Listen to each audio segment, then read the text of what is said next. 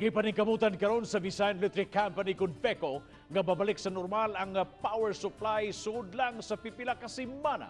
Sa pagkakaroon, 1.17% pa lang sa VECO franchise ang nahibalik ang kuryente o padayon kining misaka. Mitabang na ang ubang mga power utilities gikan sa Luzon ug Mindanao aron mapadali ang pag-stabilize sa power supply. Ini ang report.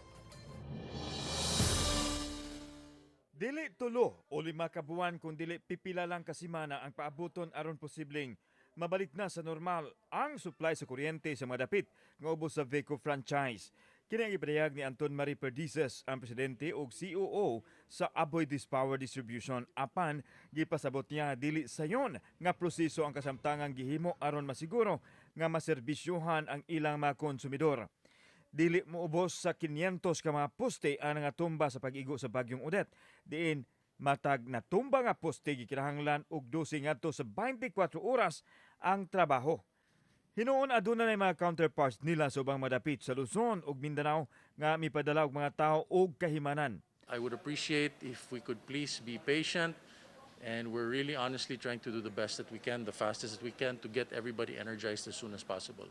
Aduna na pipila ka mga dapit ang nabalik na ang power supply diin giuna nila ang mga giisip nga backbone o essential nining panahona lakip na ang mga dapit nga duol sa mga tambalanan, water utilities, telcos, vaccination storage facility ug mga substations diin 12 na sa ilang 19 ka substations ang nagsigana. Apil usab sa unahon ang mga dapit diin nahimutang ang mga fuel stations ug water refilling stations ug mga bangko. Gihulagway nga kini mga dapita crucial kaayo sa panginahanglan sa mga tao busa mao'y ilang giuna. So basically what we're doing is we're first ensuring that our 69 kV line is up and running. That is the backbone that controls everything from NGCP to us.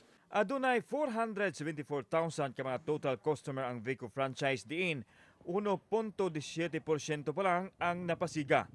Ang actual demands nga na-distribute sa mga customers sa VECO mukabat sa 28.44 ka megawatts ug padayong nagsaka. Samtang ipasabot sa VECO nga apil ang ilang buhatan ug mga personnel mismo na apektuhan sa bagyong Odette. Apan nagpadayon gihapon ang ilang trabaho. Kauban si Cleofer Lumayag, ako si Alan Domingo. Balitang Bisdak.